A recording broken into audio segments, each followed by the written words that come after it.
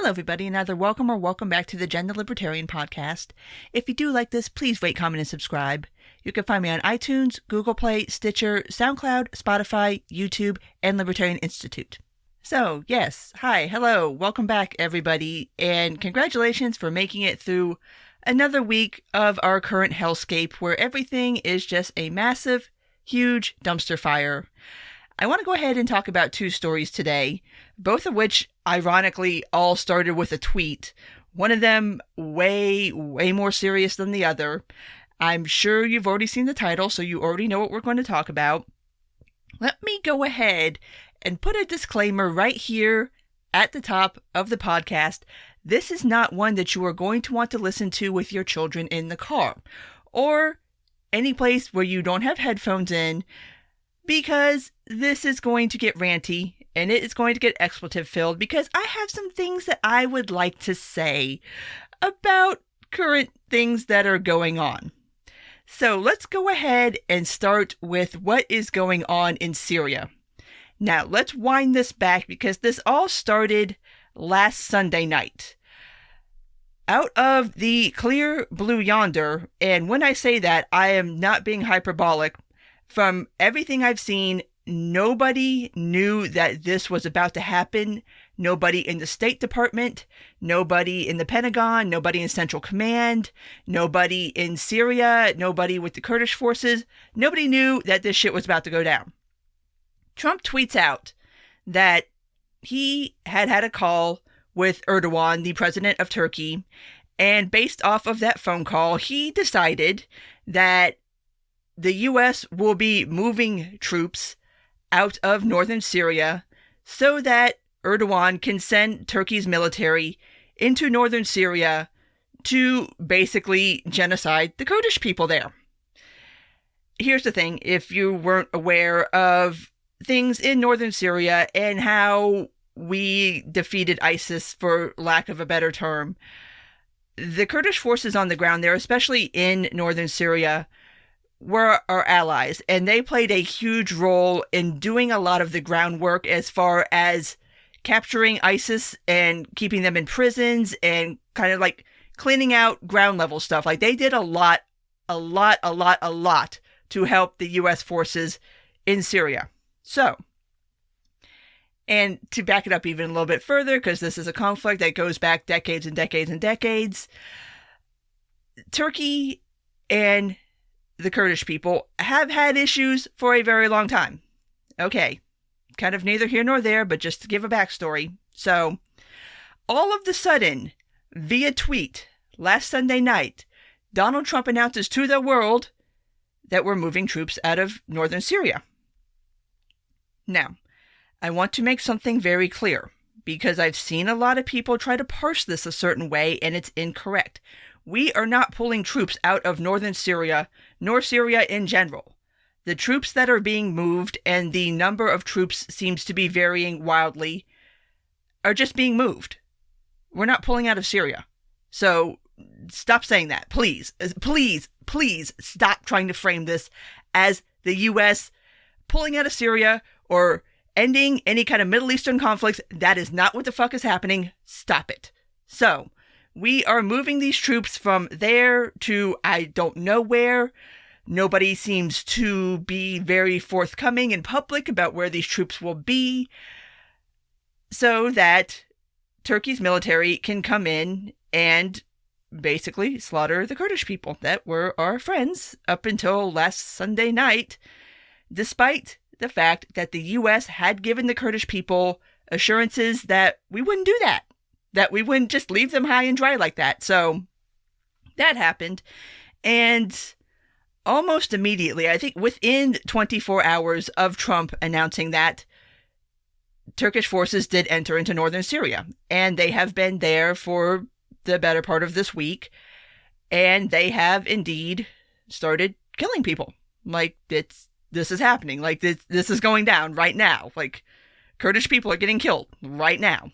So, this has obviously prompted a massive backlash, and the justification that Trump gave for doing this was that it was time for the U.S. to stop policing the Middle East, and that it is up to the Kurdish people now to handle their own business as far as fending off Turkish forces, yada, yada, yada. Okay. All sounds great in theory, right? Oh my God. And then this happens. Then this shit right here happens. Yesterday, Trump goes out onto the White House lawn, is holding one of these dumbass White House lawn press conferences, and this asshole, this dude right here, goes out and says, after saying that the whole reason that the U.S. is pulling troops out of northern Syria is because it is the Kurdish people's problem and that they should be handling their own problems. He says that we are deploying troops to Saudi Arabia because they're our friends and they buy a bunch of stuff from us. And the kicker here, and that Saudi Arabia is going to be financially reimbursing us for sending troops to Saudi Arabia. And he said it in a way like we're all supposed to fucking applaud that. This man just point blank said, after saying that the U.S. should not be getting involved in Middle East affairs and that troops should be leaving the Middle East, that we are deploying troops to Saudi Arabia to serve as paid mercenaries to the House of Saud. Do you understand why I am pissed off right now? That is breathtaking. Like, I don't think very much can shock me anymore, but the sheer cynicism of that is just jaw-dropping. Not to mention the fact that you just turned U.S. service members into paid mercenaries, which I'm sure if any of them wanted to be paid mercenaries to the House of Saud, they can go do that all on their own. I'm sure it pays a hell of a lot more than being in the U.S. military. But I'm like, what the fuck? What in the actual fuck? You just screwed over people who have helped us for years to try to get rid of ISIS in Syria on the basis of, well, guess what? They have to handle their own problems now. And then you want to deploy troops to Saudi Arabia? Saudi Arabia. I'm sorry. Last time I checked, Saudi Arabia is a pretty fucking rich country. I don't think they need our help. I'm sure if they wanted to hire people to handle whatever the hell it is that they need handling, they can do that all by themselves too. So what the hell? Like, I want someone to explain this to me. How am I supposed to sit here and be all happy that, first of all, we're not even getting a troop pullout? And that's what kills me. We're not even getting anything from this in Syria. We're not getting a troop pullout. We're not ending the war in Syria. We're not ending the war anywhere. We're just moving out of the way so somebody else's forces can come in and kill people that had our backs for years. I can't, people. And I've seen people try to frame this as though there is something good going on in Syria. No, there's nothing good going on in Syria. We're not getting anything out of this. We're not getting, what the fuck is the upside here? Aside from the fact that now America looks like a bunch of giant jackasses who will gladly sell out their allies for, I don't even know what. Like, I have no idea. I have no idea what went down with that call with Erdogan that all of a sudden made Trump be like, okay, oh, you want to come invade Syria? Sure, I'll move out of the way. What? I can't. And I can't with people trying to parse this as if this is a good thing. I can't. Because there is a right way and a wrong way to do things. And I'm not an idiot. I understand that if and when we do ever actually pull out of Syria, like actually do troop withdrawals, it's going to be messy. It's going to be ugly. It's not going to be the best day on earth for the Syrian people.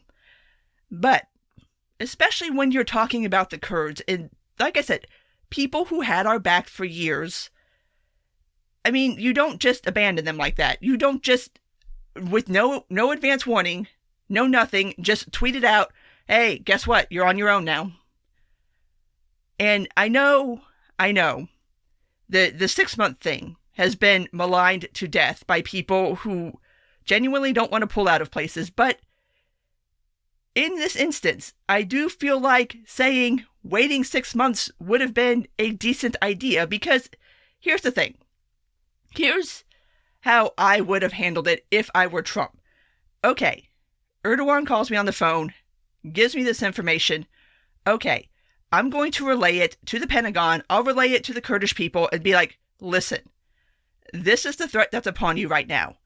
We will stay for a specific amount of time, be it, make it 6 months, make it 9 months, make it a year, make it whatever, to try to get you guys as ready as humanly possible for what we know is about to happen.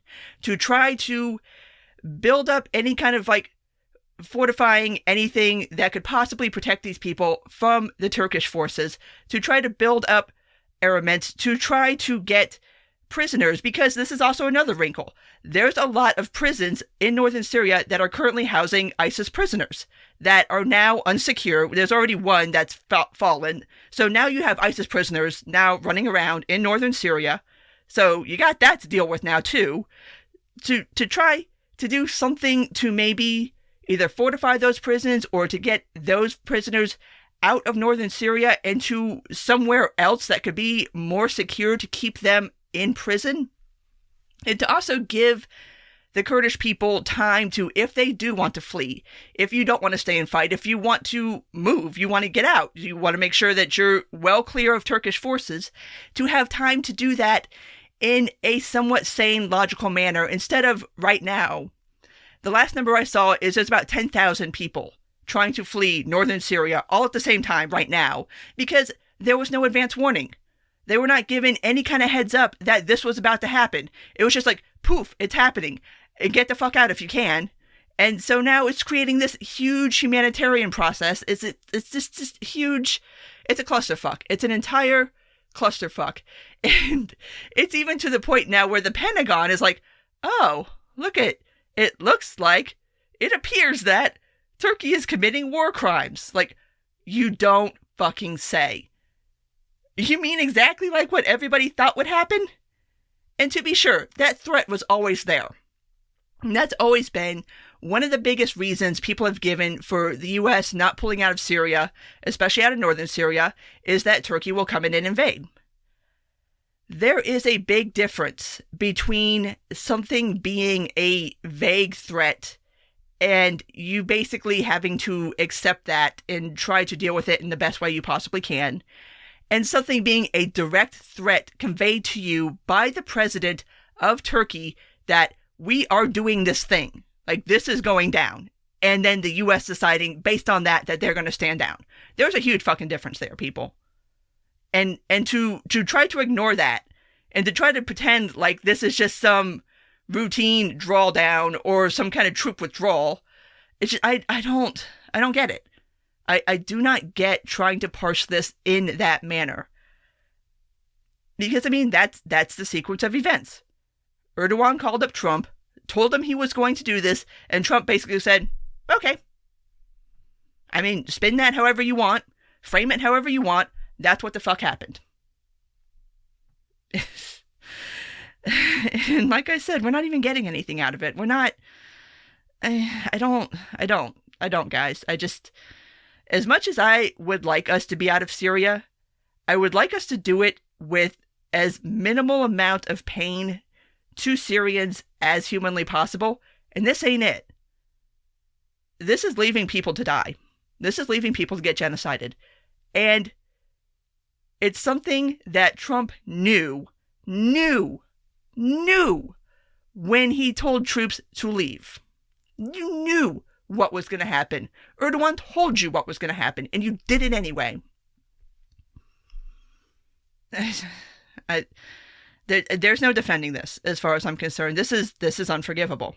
You don't do that to people who are your allies. You don't do that to people who had your back, to people that fought next to you, who stuck their necks out to defeat ISIS, to help us. It's breathtaking. And then to put the whole Saudi Arabian situation on top of that, I was just like, I am all the way done with this situation now, because that you made the lie clear. This has nothing to do with people in the Middle East handling their own shit. Clearly, you gave up that game this minute you said that you're sending troops to Saudi Arabia. This is not about that. This is not about pulling out of the Middle East. This is not about people handling their own conflicts. It's about deciding, oh, we like this group of people, so we're going to send troops over here. Not even that, we're going to just leave troops over here. We're going to send more troops over here. But these people over here, these people who actually had our backs, fuck them. Let them die. And no. Nope. And I would not blame a single country for never trusting us again. For never wanting to fight next to us again. Because if this is how we treat our allies, I wouldn't want to be an ally. I'd be like, fuck you. You're going to turn around and, like, leave me in a ditch somewhere as soon as you're done with me. It's breathtaking. It's just, I can't. And now there are people dying. And also because nobody bothered to sit down and think about logistics, there's U.S. troops that are stuck in northern Syria right now, in between fighting Kurdish and Turkish forces. Because why the hell would we sit down and actually think about how to do this logistically without getting U.S. service members killed? No, now there's service members stuck in northern Syria because nobody bothered to sit down and think this through. So I can't with this. I know I keep saying that, but this is horrible. And I'm not understanding what part of this I'm supposed to be happy about. I keep seeing that I'm supposed to be cheering this somehow, but I don't see what the fuck I'm supposed to be cheering. I don't get it. Oh, and another great, wonderful, shining part of this is Trump's response to Turkey moving into northern Syria and doing exactly what the hell they said they were going to do, is that, oh, they should not do that. If they do anything that I don't like, I'm going to levy sanctions. Like Turkey gives a fuck about your sanctions right now, dude. They don't give a shit. If Erdogan gave a damn what the hell Trump was going to say about any of this, he wouldn't have done it. The fact that this is happening right now, that he did send troops into northern Syria, tells me he doesn't give a shit what the U.S.'s response is. He don't give a shit what NATO's response is. He don't give a shit what the UN's response is. I mean, I don't, why does anybody think that anybody's going to stop this man? He's already made it clear that he don't care what you think. So yeah, go ahead, sanction him.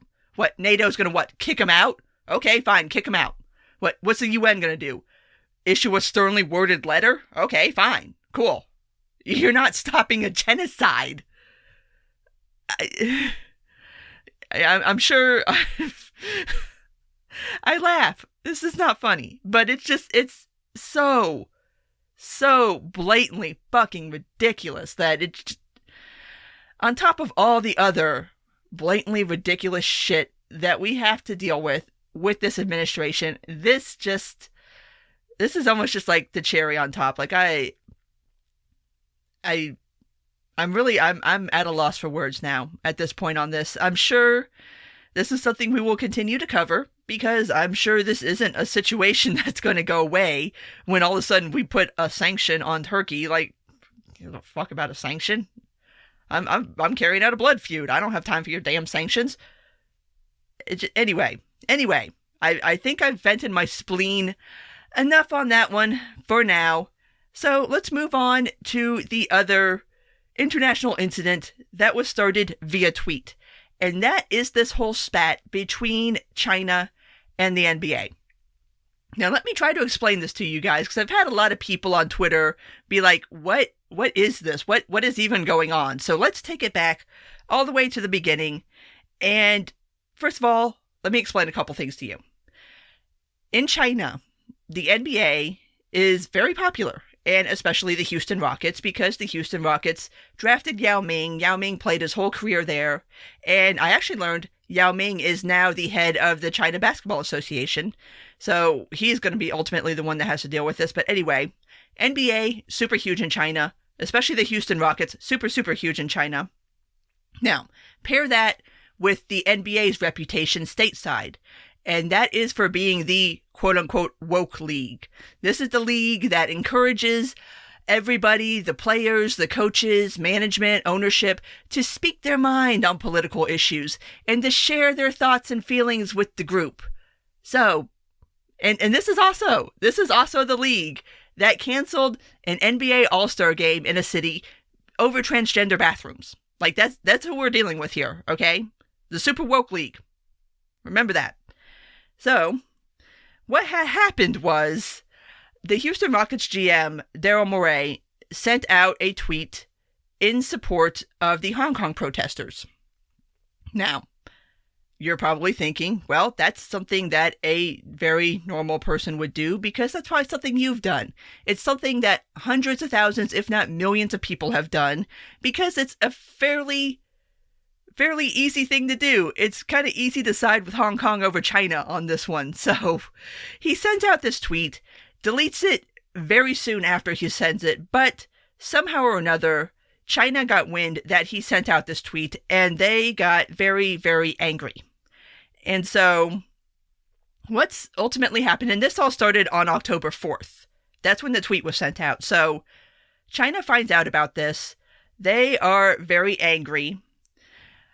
Moray ends up having to apologize. The NBA has to apologize. Adam Silver puts out this very mushy statement, which we'll get to that in a second. But the wrinkle here is that right now the NBA is playing preseason / exhibition games in China because, again, it's very popular there. It's NBA preseason right now. You know, it's a thing. You know, it's a publicity thing. It's for promote the league, you know, as all leagues do. So this has led to some very awkward situations where obviously the Chinese government's very pissed. There's a lot of sponsors who have cut ties with both the Houston Rockets and the NBA in general. There's been a lot of things said, and it's put a lot of people in a position where they feel like they need to say something. Like James Harden released a statement in support, I say in support, but not in support of his general manager, but in support of the quote-unquote Chinese people, which the whole thing about this is ridiculous because in China, Twitter is banned. So I don't know how many Chinese people actually saw this tweet and got offended, because the only way you can really do it in China is if you go through VPNs and stuff like that. I mean, you can do it if you have the technical know-how, but the only people that are really going to go to those links to try to access Twitter from inside mainland China are going to be people who I would wager are not going to be offended by a tweet from the Houston Rockets GM supporting the Hong Kong protests. Because if you are so inclined to try to get around the government firewalls to see what is going on out in the rest of the world, you probably already have some certain feelings about the Chinese government and their censorship, and would actually probably be rather delighted to see that there are people out here in the world who see you and are supporting you and are publicly supporting Hong Kong protesters. So how much offense was actually given? Who the hell knows? It's China. Everything is state-run as far as the media is concerned. You're not going to get to go ask average Chinese people on the street what their opinion was of the tweet. And even if you could, you're not going to get an honest answer because it's fucking China. So, anyway, all that happens, and then I want to go ahead just to give an idea of how insane this has all gotten over one quickly deleted tweet. So, the Rockets could potentially lose $25 million in sponsorship boycotts due to Moray's tweet. Members of the United States Congress penned an open letter to Silver on October 9th calling for the league to suspend all relationships with China until government-controlled broadcasters and government-controlled commercial sponsors end the boycott of the NBA activities and the selective treatment of the Houston Rockets. An NBA Cares event with Nets players in Shanghai was also canceled on Tuesday by the Chinese Board of Education. Sportswear brand Anta, which works with players like Klay Thompson and Gordon Hayward, announced that it would suspend contract renewal talks with the NBA. Several NBA teams are planning for a scenario in which the cap for the 2020-21 season could drop between 10 to 15% due to the current situation between the NBA and China. Let me explain that one for a quick moment for my non-sports ball people. The way the NBA handles player contracts, and as far as like max contracts and stuff like that, they don't have a hard cap the way a lot of other leagues do. It's kind of based on revenue. So this could potentially really screw up contracts for next season. The Lakers-Nets exhibition game in Shanghai took place Thursday. However, it was played without sponsors and media sessions for both teams were canceled. The Chinese Basketball Association has canceled planned exhibition games with the NBA G League affiliates of both the Rockets and the Mavericks later this month in China. Tencent, the NBA's exclusive digital partner in China, announced that it will suspend business relations with the Rockets. The company is offering fans who bought a team pass to watch the Rockets this season a chance to choose a different team. Sportswear brand Li Ning, which sponsors a handful of NBA players, announced that it would suspend business ties with the league. Chinese state television CCTV said it would no longer air Rockets preseason games in China. So this is all turned into a big, huge clusterfuck over a tweet that is a tweet that literally any of us would have sent. And it highlights the kind of very delicate situation that companies have to navigate when they are wanting to deal in China, because China is still a communist country. Let's be real. They do still have state-run media. They do still have a lot of state control over things, and the government can and will do shit like this. Like, they will shut shit down. And it's so crazy. And the thing that wasn't in that list that I thought was insanely funny is that Nike actually pulled all of the Houston Rockets merch out of their stores in China. Nike, which, as some of you will remember, not too long ago, ran an ad campaign featuring a certain ex-quarterback talking about how sometimes you have to stand for something, even if it means sacrificing everything. It's interesting how these very woke companies all of a sudden get a little less woke when dealing with China. And a lot of people have had a lot of things to say about that. And it's all true. Like, it's shitty that the NBA is having to go through this. It's shitty that China's even doing it. Like, seriously, it's one fucking tweet, people. Like, come on. But this is the reality that corporations have to deal with when they are dealing with China. And South Park actually managed to be very prescient, as they normally are, in making an episode that actually aired right before this whole situation started, about how if you are going to be popular in China, you have to now kowtow to the Chinese government and their censors and whatever filters or just whatever alterations that the Chinese government wants you to make to your whatever it is, be it your movie, your music, your artwork, the way anybody in your particular sports ball league conducts themselves in their private time on their private Twitter account, to please them in order to stay in this market that is becoming very lucrative. I mean, there's a lot of people in China. There's a lot of rich people in China. And so, yeah, it's shitty. It is honestly shitty. But it's also reality. And until such a day that we somehow manage to get something into China, which a lot of people have also made this argument too, and I don't agree with it. And that is that the whole reason that the U.S. went into China, as far as economically, is to try to import Western values, for lack of a better word, not Western values, but like pro-democracy, pro-capitalism values. And yet, here we are. And I don't think that's a fair argument, because you would have to look at where China was when the U.S. first started opening up economic relations with them as to where they are now. It's vastly different.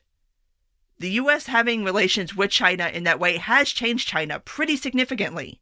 And a lot of the reasons why China really had to ease up off of a lot of economic policies that they had pre-U.S. economic involvement is because of U.S. involvement and it becoming very obvious to the Chinese people that not that they weren't aware of this before, obviously, but that the system that purports to be in place under communism isn't really, like, the wealth is not trickling down, shall we say, and so they ended up having to do a set of economic reforms basically to keep in power. to keep people from rioting and overthrowing the government is basically how that went down. So to say that there's been no effect is not correct. Has it been as much as we'd like? No. But I don't really understand any other way that the U.S. can possibly try to influence China or to help the Chinese people other than in this way. Like we can't send troops there to overthrow the government. I mean, we could, but we're not, thankfully. I mean, sanctions don't work. Like there's got to be, of all the different options that are available to the U.S., like this is pretty much it. Like this is trying to import pro-democracy and try to import our culture and try to import pro-capitalism. That's really the only way we're going to do it. And that's ultimately what also led to the fall of the Soviet Union back in the late 80s and early 90s. But obviously that took a lot of time too. So ultimately, what will the fate of China be? I don't know. Hopefully it will fall one day too, like the Soviet Union did. But yeah, this is just, it's a tough situation, and it's tough to really know. I mean, it's obvious that clearly you support Hong Kong protesters. Obviously we support free speech. Obviously we support freedom of pretty much everything. But it's a tough situation when you got to think about money. And I make fun of Adam Silver's statement, and let me go ahead and pull it up and read it, because it's a crappy statement, if we're being completely honest, but he's trying to walk a line here, and I get it. When you're the commissioner of a sports league, you have to be worried about certain things, but here is his statement. I recognize our initial statement left people angered, confused, or unclear as to who we are or what the NBA stands for. Let me be more clear. Over the last 3 decades, the NBA has developed a great affinity for the people of China. We have seen how basketball can be an important form of people-to-people exchange that deepens the ties between the United States and China. At the same time, we recognize that our two countries have different political systems and beliefs, and like many global brands, we bring our business to places with different political systems around the world. But for those who question our motivation, this is about far more than growing our business. Values of equality, respect, and freedom of expression have long defined the NBA, and will continue to do so. As an American-based basketball league operating globally, among our greatest contributions are the values of the game. In fact, one of the enduring strengths of the NBA is our diversity of views, backgrounds, ethnicities, genders, and religions. 25% of NBA players were born outside of the United States, and our colleagues work in league offices around the world, including in Beijing, Hong Kong, Singapore, and Taipei.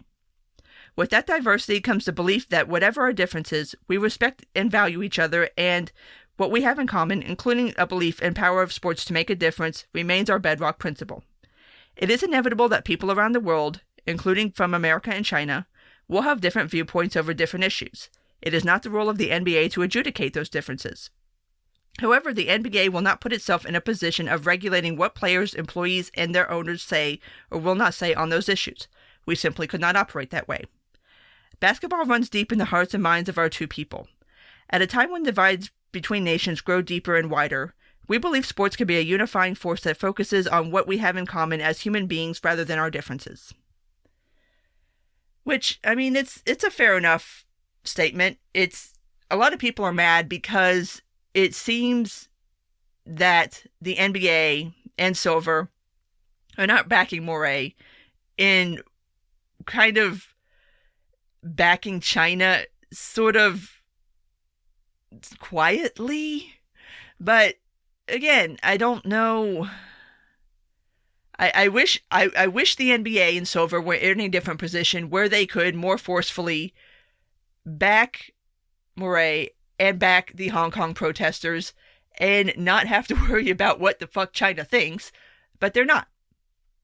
So there's that controversy. What will end up happening with that one, who the hell knows, or if we'll even be talking about it a week from now. But like I said at the top, I wanted to highlight both of these two stories because they're stories that started with a tweet. And for better or for worse, that's apparently the world we live in now. I mean, we have a president that announces major foreign policy decisions via tweets, and we have a situation where one person who happens to be affiliated with one organization and one league can tweet something that seems rather benign to all of us, but causes this whole incident where the whole league could end up suffering because one government can't get the stick out of their ass and just be like, okay, whatever. But this is Twitter. Welcome to 2019, everybody, and it's only going to get worse next year, and I'm scared, and I already want to hide under my desk. But those are my thoughts on those two stories. So at this point, I'm going to go ahead and wrap this up. So as always, if you did make it this far, thank you. And if you do like this, please rate, comment, and subscribe. You can find me on iTunes, Google Play, Stitcher, SoundCloud, Spotify, YouTube, and Libertarian Institute. Take care, and until next time.